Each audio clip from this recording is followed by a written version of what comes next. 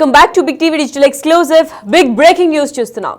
Pastor Praveen పగడాల ఇది వింటేనే సంచలనంగా మారిన కేసు అని కూడా చెప్తున్నారు.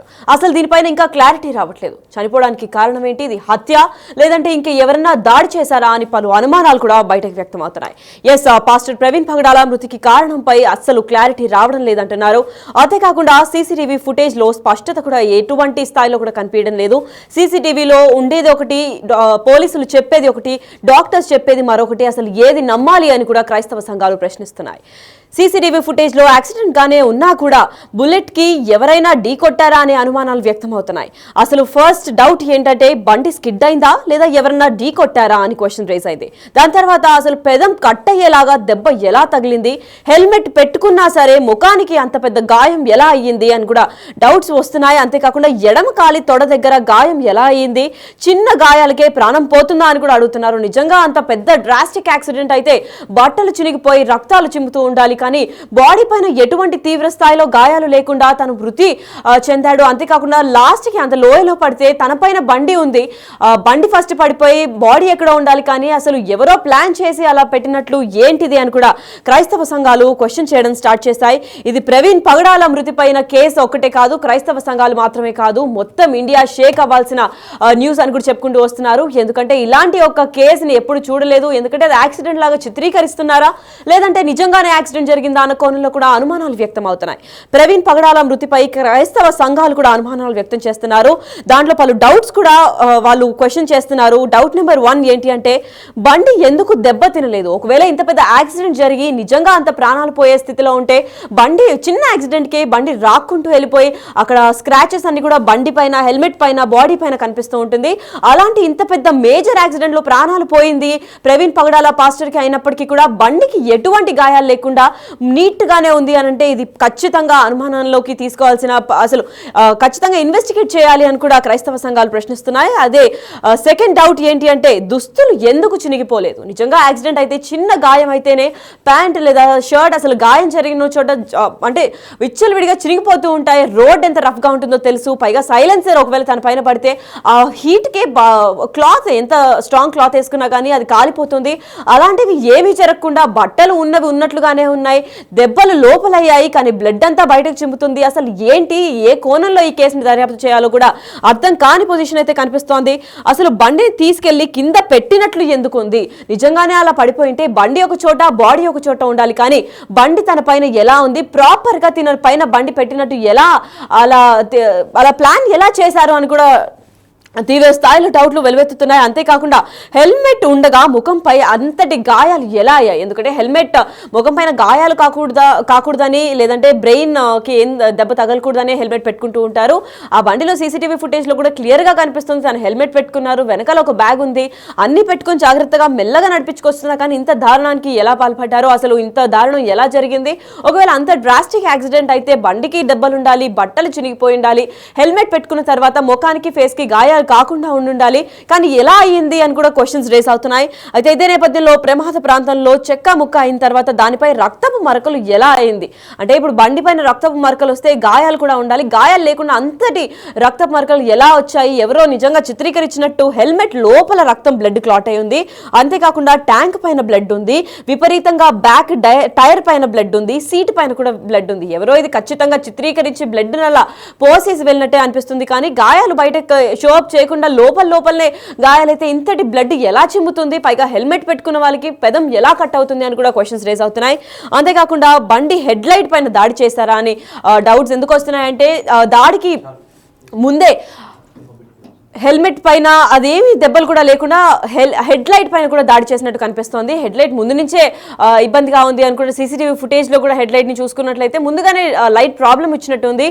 సో ఇప్పుడు అసలు ఏమైంది, దీనిపైన క్లారిటీ అందరూ కూడా క్వశ్చన్ చేయాల్సిన సమయం అయితే ఆసనమైందని చెప్పుకోవాలి. అసలు మొత్తం ఇది మర్డరా లేదంటే నిజంగానే యాక్సిడెంట్ అయిందా అన్న దానిపైన క్లారిటీ ఎవరు ఇవ్వట్లేదు. పోలీసులు ఒకటి చెప్తున్నారు, సీసీటీవీ ఫుటేజ్ ఒకటి చెప్తుంది, పోస్ట్ మార్టం రిపోర్ట్ తర్వాతే ఏది క్లారిటీ అనేది అయితే క్లారిటీ రావాల్సింది ఉంది. ప్రస్తుతం దీనిపైన మరింత సమాచారం మా ప్రతినిధి శంకర్ అందిస్తారు.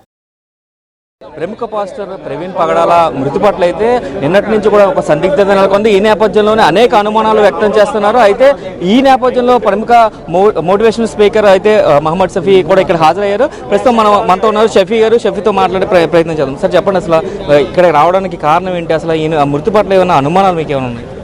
సార్, రావడానికి కారణం ఏంటంటే వారు దైవ సేవలో ఉన్నారు, దేవుని వాక్యం ప్రజలకు చెప్పే క్రమంలో ఉన్నారు.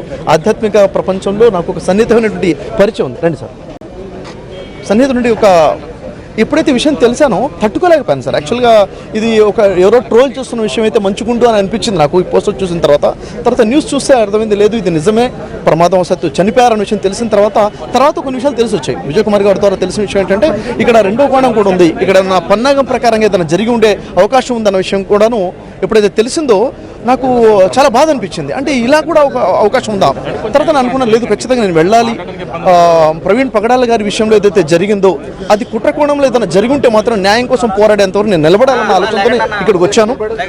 అనుమానం ఏమైనా ఉందా అంటే మనం చెప్పలేం. ఖచ్చితంగా అనుమానాలు చాలా మంది వ్యక్తం చేస్తున్నారు, వారు చేస్తుంటారు, వీరు చేస్తుంటారు. ఎవరన్నది ఖచ్చితంగా మనం ఇప్పుడు చెప్పడం కరెక్ట్ కాదు. అది ప్రమాదంతో యాక్సిడెంటల్గా జరిగింది అయి ఉంటేనే మంచిదన్న నా మనసు కోరుకుంటుంది. అలా కాకుండా ఇంకేదైనా కోణంలో జరిగి ఉంటే మాత్రం ఖచ్చితంగా మనం అందరం కలిసి మనం పోరాడతాం. ఇంతమంది క్రైస్తవులు సంఘ కాపరులందరూ ఇక్కడ ఏకమై ఉండడం నిజంగా చిన్న విషయం కాదు ఇది. ఎందుకంటే ప్రవీణ్ పగడాల గారి వ్యక్తిగత జీవితం గురించి మాట్లాడుతుంటే నేను విన్నాను. వాటిలో ఉన్నటువంటి హ్యుమానిటేరియన్ గ్రౌండ్స్ ఏవైతే ఉన్నాయో, అంటే ప్రజలకి సేవ చేయాలనే ధోరణితో వారి జీవితం గడిపిన విధానము, వారిలో ఉన్న మంచితనము, ఎంత గొప్ప స్థాయిలో ఉన్నా కానీ అణిగిమణిగి ఉండడం, అంటే బేసిక్ ఇవన్నీ కూడా చూస్తుంటే ఒక మంచి వ్యక్తిని కోల్పోయామన్న బాధ కలిగింది. నిజంగా అలాంటి వారు అనేక మందికి రోల్ మోడల్గా ఉన్నారు. ఇది జరగకూడనటువంటి సంఘటన. ఇది జరగడం చాలా బాధాకరమైన విషయము. ఇప్పుడు పోస్ట్ మార్టం రిపోర్ట్ కోసం ఏదైతే ఎదురు చూస్తున్నామో అది ఒక యాక్సిడెంట్ అయ్యి ఉంటే తెలిస్తే అది దైవచిత్తం అని మనం తెలుసుకోవచ్చు. పొరపాటున ఏదైనా జరిగితే మాత్రం ఖచ్చితంగా దానికోసం we stand for justice. Okay sir, మీరు చెప్పండి, నిన్న ఉదయం నుంచి కూడా మీరు పోరాటం చేస్తున్నారు. అసలు నిన్న ఉదయం నుంచి కూడా పలు అనుమానాలు వ్యక్తం చేస్తున్నారు. అసలు ఏమనుకుంటున్నారు ఫైనల్గా? అంటే మేమేమనుకున్న brother, actually post mortem report వచ్చిన తర్వాత ఏదైనా ఫైనల్గా మాట్లాడగలం. అంటే అన్ని కోణాల్లో పరిశీలించి చూస్తే కనుక ఏదో మిస్టేక్ అయితే నాకు అనిపిస్తుంది, సంథింగ్ రాంగ్ అనిపిస్తుంది. ఆయన బైక్లో రావడం అనేది, తర్వాత ఆ బైక్ హెడ్ లైట్ ఎందుకు పనిచేయలేదు, అది ముందే పగిలిపోయిందని చాలామంది చెప్తున్నారు మా వాళ్ళు. ఆ తర్వాత పోలీసులు ఒక వీడియో ఇచ్చారు, రాత్రి చూసాం. ఆ వీడియోలో ఆయన రావడం, దాన్ని ఒక కారు ఆయన క్రాస్ చేయటం, ఒక పొగ లేచిందని చెప్తున్నారు. ఆయన రావడం ఆ వీడియోలో లేదు. ఆ క్రాస్ చేసింది ఏమో మాకు కనబడట్లేదు క్లియర్గా. నేను పెద్ద బిగ్ స్క్రీన్ మీద రాత్రి ఒక బిగ్ స్క్రీన్ మీద ఇంట్లో నేను దాన్ని జూమ్ చేసుకుని మరీ చాలాసేపు చూసా. సో ఎంతసేపు చూసినా కూడా నాకు అందులో పొగలేవడం అంటున్నారు, తర్వాత అందులో వచ్చాడు అంటున్నారు తప్ప అది క్లారిటీ లేదు అక్కడ.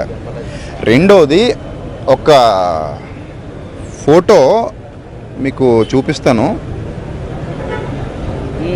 చూడండి. ఈ ఫోటోలో ఆయన మీద బైక్ ఉంది, మీరు కవర్ చేసుకోవచ్చు దీన్ని. ఆయన మీద బైక్ ఉంది. మా నేను వెంటనే పంపించాను అక్కడికి పొద్దునే. ఆయన మీద ఉంది, చూసారా బైక్? ఒకవేళ ఒక జూమ్లో చూసుకోండి. అదే నేను బిగ్ స్క్రీన్ చూపిస్తున్నాను చూడండి. ఆయన మీద ఉంది బైక్. ఇక రెండో ఫోటో చూపిస్తాను మీకు. ఇది నిన్న పొద్దున్న మేము గ్యాదర్ చేసినవి. ఇలా చూడండి, ఇందులో కూడా ఆయన మీద బైక్ ఉంది. చూడండి ఏమండి. అంటే ఇప్పుడు ఒక యాక్సిడెంట్ జరిగినప్పుడు బైక్ ఇలా మీద పడే ఛాన్సెస్ చాలా అసలు జరగవు. ఒకవేళ వేగంగా వచ్చి అందులో పడిపోతే, అంత దుమ్ము లేచిపోతే బైక్ చాలా దూరం పడిపోవాలి, మనిషి ఎక్కడో పడిపోవాలి, ఒళ్ళంతా దెబ్బలు తగలాలి, ఒళ్ళంతా గీతలు పడాలి, దెబ్బలు తగలాలి. కానీ ఎక్కడ దెబ్బలు లేవు, ఎక్కడ గీతలు లేవు. ఆయన మీద ఉంది. బండి అసలు ఏం ప్రాబ్లం లేదు. బండి కూడా ఒకసారి చూడొచ్చు. నేను ఆ ప్లేస్కి వెళ్ళి బండి చాలా జాగ్రత్త. కానీ హెల్మెట్ లోపల బ్లడ్ క్లాట్ అయి ఉంది. హెల్మెట్ ఏం పాడవలేదు చూడండి.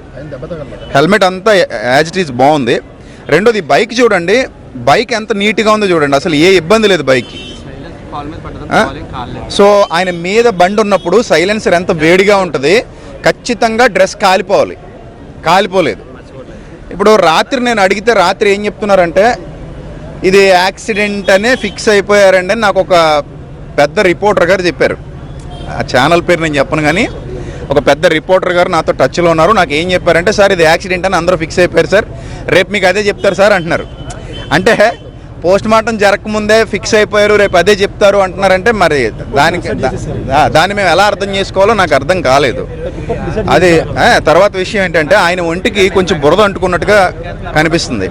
మీరు ప్లేస్కి వెళ్ళి చూడండి, అక్కడ నుంచి 100 మీటర్ రేడియస్లో ఎక్కడా మీకు బురద కనబడదు. ఆయన పడిపోయిన ప్లేస్ చూడండి, ఆ చుట్టూతో ఎక్కడ మీకు బురద కనబడదు, డ్రైగానే ఉంది, అదంతా ఆకులతో ఉంది. సో ఇప్పుడు ఫేస్కి అంత బలంగా దెబ్బ తగలడానికి ఏ ఆబ్జెక్ట్ ఉంది అక్కడ? That is main important. మనం ఆలోచించాల్సినటువంటి ఫస్ట్ పాయింట్ అది. రెండోది, మీ అందరికీ తెలుసు, రీసెంట్గా అంటే కొంతమంది ఇది ఇలా మాట్లాడుతున్నారు అంటున్నారు, కానీ ఒక పాయింట్ నేను చెప్తాను. రీసెంట్గా క్రైస్తవులందరూ ఏకమై ఇదే రాజమండ్రిలో ఒక వ్యక్తి మీద కంప్లైంట్ ఇచ్చారు. అతను అనుచిత వ్యాఖ్యలు ఇస్లాం సమాజం మీద కానీ క్రైస్తవ సమాజం మీద కానీ ఇప్పుడు దుమ్మెత్తి పోస్తూ తిరుగుతున్నాడు అని. ఈయన కూడా ఆ కంప్లైంట్తో ఏకీభవిస్తూ నేను కూడా మీతో పాటు వస్తానని చెప్పినట్టుగా మాకు సమాచారం ఉంది. అంటే నేను వస్తే నేను కూడా మీతో పాటు స్టేషన్కి వస్తాను, నేను కూడా మీతో పాటు మాట్లాడతానని చెప్పినట్టుగా సమాచారం ఉంది. అలాగే ఈయన ముందుగానే నామవరం వస్తున్నారని, అలాగే ఈయన ఇక్కడ బయలుదేరి రాబోతున్నారని ఇన్ఫర్మేషన్ ఉన్నట్టుగా కూడా సోషల్ మీడియాలో ఎవరో పోస్టులు పెట్టినట్టు తెలిసింది. సో దీన్ని అంతటినీ పరిగణనలో తీసుకొని మరి ఏం చేస్తారనేది మేము వేచి చూస్తున్నాం. మీరే ఆలోచించండి, ఇప్పుడు కామన్గా ఆలోచించండి, ఒక బైక్ అలా పడిపోయి మీద పడిపోద్దా? మీరే ఆలోచించండి. ఒకవేళ మీద పడిపోయేంత ఎత్తు ఎగిరి బైక్ పడిపోతే, బైక్ మనం మామూలుగా స్కిడ్ అయ్యి బండి దేక్కుంటూ వెళ్ళిపోతేనే ఆ హ్యాండిల్ గీతలు పడిపోద్ది కదా. పక్కనున్న నాకు పెద్ద డౌట్ ఎక్కడ వచ్చిందంటే, ట్యాంక్ మీదకి బ్లడ్ ఎలా వచ్చింది, సీట్ మీదకి బ్లడ్ ఎలా వచ్చింది, బ్యాక్ టైర్ మీదకి బ్లడ్ ఎలా వచ్చింది, ఈ కింద గాడ్ ఏదైతే ఉందో గాడ్ ఎలా బ్లడ్తో నిండిపోయింది. సో అది చాలా కూలంకషంగా ఆలోచించాల్సినటువంటి విషయం, చాలా లోతుగా దర్యాప్తు జరిపించాల్సినటువంటి విషయం. అందులోకి అంత బ్లడ్ ఎలా వచ్చేసింది? ఒకవేళ ముఖం పగిలిపోయి బ్లడ్ బయటకు వచ్చింది అనుకుందాం, బ్లడ్ ఎంతని చిమ్ముతుంది చెప్పండి మీరు? మొత్తం బైక్ అంతా బ్లడ్డిష్గా అయిపోవాల్సిన అంత చిమ్మేస్తుందా బ్లడ్? అంత బ్లడ్ బయటకు వచ్చేస్తుందా? అంత బ్లడ్ అలా అంటే ఒళ్ళంతా దెబ్బలు తగలాలి. ఇప్పుడు నాకు తెలిసి ట్యాంక్ తడిచిపోవాలి బ్లడ్తో అంటే, ఆయన ప్రైవేట్ పార్ట్స్ దగ్గర అయినా పగిలిపోతే బ్లడ్ రావాలి, పోనీ ట్యాంక్ తడిచిపోయిందంటే. అక్కడంతా బాగానే ఉంది. మీద పడిపోయినప్పుడు అసలు ఒక్క చోట కూడా కాలిన గాయం లేదు. బట్టలు మాట్లాడేది శరీరం కాదు, బట్టలు కాలాలి కదా. ఇప్పుడు మన సైలెన్సర్ హీట్ ఎంత హీట్ ఉంటుంది, అది ఆ విజయవాడ నుంచి వస్తున్నారంటే ఎంత హీట్ ఎక్కిపోయి ఉండాలి సైలెన్సర్. అది మీద పడిపోయిందంటే బట్టలు కాలాలా వద్దా? సో మరి ఇవన్నీ మీరు ఆలోచించండి. ఇవన్నీంటా లేకపోతే కుట్రకోణం ఏమైనా ఉందా అనేది మీరు ఆలోచించి, మీరు ఇంకొక పాయింట్ ఏంటంటే, బిగ్ టీవీ తప్ప మిగిలిన టీవీలన్నీ మౌనవ్రతం పాటిస్తున్నాయి, ఎందుకు అర్థం కావట్లేదు. నిన్నటి నుంచి అశోక్ గారితో నేను మాట్లాడిన దగ్గర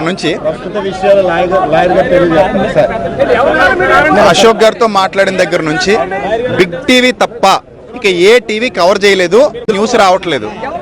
అంటే ఏంటి మరి, ఏదైనా క్రైస్తవుల మీద వివక్ష, లేకపోతే పర్లేదులే అన్న ఆలోచన, ఏ దృక్పథంతో చూస్తున్నారో మరి మాకు తెలియట్లేదు. ఇన్ని వేల మంది ఇక్కడికి వచ్చి నిలబడ్డారు, నిన్నటి నుంచి ఇన్ని వేల మంది ఇక్కడ ఉన్నారంటే అసలు మరి ఇష్యూ గురించి ఎంత సీరియస్గా ఆలోచన చేయాలి. సో వీటన్నిటిని పరిగణనలో తీసుకుని మీరు ప్రశ్నించాలని మీడియా తరఫున కోరుతున్నాను. 2 పాయింట్లు నేను మెయిన్గా హైలైట్ చేసేవి. 2 పాయింట్లు. యాక్సిడెంట్ జరిగింది సామాన్యమైన వ్యక్తికి కాదు, చాలా పెద్ద వ్యక్తికి అని నిన్న పొద్దున్నే మేము వచ్చి ఇన్ఫార్మ్ చేసేసాం. నిన్న పొద్దున్న మేము అందరం వచ్చేసరికి అందరూ అలర్ట్ అయ్యారు, చాలామంది పబ్లిక్ క్రౌడ్ మమ్మల్ని చూసి వచ్చారు. సో నేను, జాన్ వెస్లీ గారు, ఇంకా క్రైస్తవ నాయకులు, పెద్దలు చాలామంది వచ్చాం, ఇక్కడే ఉన్నాం. అప్పుడు స్పాట్కి ఒక్కరిని కూడా పంపించలేదు. స్పాట్లో అసలు ఎవ్వరు కూడా జాగ్రత్తలు తీసుకోలేదు. అక్కడ క్లూస్ టీమ్ వెళ్ళిందా లేదా, ఫోరెన్సిక్ వాళ్ళు వెళ్ళారా లేదో మాకు తెలియదు. అసలు వాళ్ళు వెళ్ళారో లేదో కూడా మాకు తెలియదు. అక్కడ ఎవరు పడితే వాళ్ళు పబ్లిక్ వస్తున్నారు, బైక్ ముట్టేసుకుంటున్నారు, హెల్మెట్ ముట్టుకుంటున్నారు, ఎలా పడితే అలా దాన్ని జరిపేస్తున్నారు. మరి ఒక పెద్ద వ్యక్తి అని మేము ఇన్ఫర్మేషన్ ఇచ్చినప్పుడు దాన్ని ఎంత జాగ్రత్తగా తీసుకోవాలి, ఎంత జాగ్రత్తగా దర్యాప్తు చేయాలి, అదొకటి నెంబర్ 1 పాయింట్. రెండోది, ఆ బ్యాగ్ ఏమైంది అంటున్నారు, దొరికింది ఎవరికైనా బ్యాగ్? అది ప్రవీణ్ అన్న బండి మీద వెనకాల కట్టుకున్న బ్యాగ్ టోల్ గేట్ లో కనబడుతుంది కదా, సీసీటీవీలో కనబడుతుంది. మరి అదే బ్యాగ్ యాక్సిడెంట్ స్పాట్ దగ్గర దొరికిందా అని అడుగుతున్నాను నేను. దొరికిందండి ఎవరికైనా? అది హలో నేను గారు, బ్యాగ్ దొరికిందా అన్నది ఆధ్వర్యంలో ఉంది. ఓకే, పోలీసు వాళ్ళ ఆధ్వర్యంలో ఉందట అది బ్యాగ్. మరి బ్యాగ్ పోలీసు వాళ్ళ ఆధ్వర్యంలో, ఫోన్ ఆధ్వర్యంలో ఉన్నప్పుడు బైక్ హెల్మెట్ వీటికి కూడా కొంచెం రక్షణ కల్పించి జాగ్రత్తగా క్లూస్ టీమ్ తీసుకొచ్చి వివరాలు సేకరించాలి కదా. అది వారి నిర్లక్ష్యమే కదా. అదొకటి మాకు బాధ కలిగించినటువంటి విషయం. రైట్. ఇప్పుడు నిన్నగాక మొన్న రాధా మనోహర్ దాస్ అనే వ్యక్తి మీద కంప్లైంట్ చేశారు. ప్రవీణ్ పగడాల గారు కూడా అందులో నేను సపోర్ట్ గా ఉంటాను, నేను కూడా కంప్లైంట్ చేస్తాను, అది నాకు కూడా బాధ కలిగించిందని చెప్పారు. సో ఆయన వచ్చిన తర్వాత హలోనన్ గారు వీళ్ళందరితో పెద్దలతో మాట్లాడి ఈ విషయం మీద చర్య తీసుకోవాలని అడుగుదామని చెప్పేసి ఆయన కూడా వన్ ఆఫ్ ద మెంబర్ అయ్యారు. ఇప్పుడు పాయింట్ ఏంటంటే ఎంత వీక్ అయిపోతున్నారు ఇక్కడ అని అంటే, ఈ వ్యక్తి సదరు వ్యక్తి మరియమ్మ గురించి మాట్లాడతారు.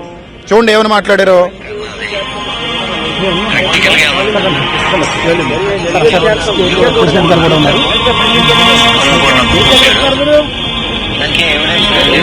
ఇప్పుడు ఏమంటాడంటే ఈయన, ఈ వీడియో మీకు పంపించేస్తాను నేను.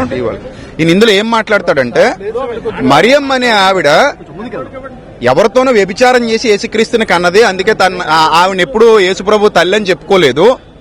ఎలా చెప్పుకుంటాడండి? పరువు తీసి పాడేసింది, ఎవడ కన్నదో తెలియదు అన్నట్టుగా వాగాడు. ఇప్పుడు ఎంత ధైర్యం లేకపోతే ఇంత చండాలంగా పబ్లిక్ లో మాట్లాడేస్తారండి, నాకు అర్థం కాదు. ఇక్కడ ఇస్లాం వారు ఉన్నారు, మరియమ్మని వాళ్ళు కూడా గౌరవిస్తారు. ఏమంటే ఇస్లాంలో కూడా, ఖురాన్లో కూడా మరియం గారి గురించి వ్రాయబడింది. సో ఒక మరియం అనే ఒక స్త్రీమూర్తి గురించి మాట్లాడితే ఇద్దరు మనోభావాలు దెబ్బతింటాయి కదా, అది కూడా ఆలోచన చేయాలి కదా. అంటే ఆ విషయం ఇంత పబ్లిక్ గా మాట్లాడుతున్నారంటే దీన్ని బట్టి మీరు అర్థం చేసుకోండి క్రైస్తవుల వాల్యూ రెండు తెలుగు రాష్ట్రాల్లో ఏ స్థాయిలో ఉందో మీరు అర్థం చేసుకోవచ్చు. ఇదే సంఘటన తమిళనాడులో జరిగితే తమిళనాడులో ఎలా ఉంటుందో అక్కడ పాస్టర్స్ మాకు ఫోన్ చేస్తున్నారు, కేరళ నుంచి పాస్టర్స్ మాకు ఫోన్ చేస్తున్నారు. ఏమండి ఇక్కడ ఇంత దుర్మార్గంగా మాట్లాడే అవకాశాలు ఉండవు అని చెప్తున్నారు వాళ్ళు. కానీ ఇక్కడ చూడండి ఎంత పబ్లిక్ గా ఇలాంటి స్టేట్మెంట్లు ఇస్తున్నారు. దీన్ని బట్టి మీరు ఆలోచన చేయండి క్రైస్తవులకు ఏ రీతిలో న్యాయం జరుగుతుందో. అయితే ఈ పాస్టర్ ప్రవీణ్ పగడాల మృతికి కారణంపై రాని ఇంకా క్లారిటీ అయితే కనిపించడం లేదు. సీసీటీవీ ఫుటేజ్ లో లేని స్పష్టత అయితే కనిపిస్తోంది. సీసీటీవీ ఫుటేజ్ లో యాక్సిడెంట్ గానే ఉన్నా కూడా అక్కడ బుల్లెట్ ఎవరినైనా ఢీ కొట్టిందా అనే అనుమానాలు కూడా వ్యక్తమవుతున్నాయి. బండి స్కిడ్ అయిందా లేదా ఎవరన్నా దీన్ని ఢీ కొట్టారా, ఒకవేళ హెల్మెట్ పెట్టుకున్నా కూడా ముఖానికి ఎంతటి గాయాలు ఎలా అయ్యాయి, పెదం కట్టయి దెబ్బ ఎలా తగిలింది అని కూడా పలు అనుమానాలు ఇంకా క్వశ్చన్స్ కూడా రేస్ అవుతున్నాయి. అయితే ఎడమ కాలి తొడ దగ్గర కూడా గాయమైనట్టు తెలుస్తోంది. చిన్న గాయాలకే ప్రాణం పోతుందా అని కూడా క్రైస్తవ సంఘాలన్నీ కూడా క్వశ్చన్స్ రేస్ చేస్తున్నాయి. అయితే పోస్ట్ మార్టం పూర్తయిన తర్వాతే కానీ అసలు క్లారిటీ వచ్చే సమస్య కనిపిస్తోంది అని కూడా చెప్పుకుంటూ వచ్చారు. పోలీసులు ఒకటి చెప్తున్నారు, డాక్టర్స్ ఒకటి చెప్తున్నారు, క్రైస్తవ సంఘాలు ఒకటి చెప్తున్నాయి. సీసీటీవీ ఫుటేజ్ లో మరొకలాగుంది, ఏది నిజం అని నమ్మేలా కనిపించడం లేదు. సో పోస్ట్ మార్టం వచ్చిన తర్వాతే ఒక క్లారిటీ వచ్చే నేపథ్యం అయితే కనిపిస్తోంది.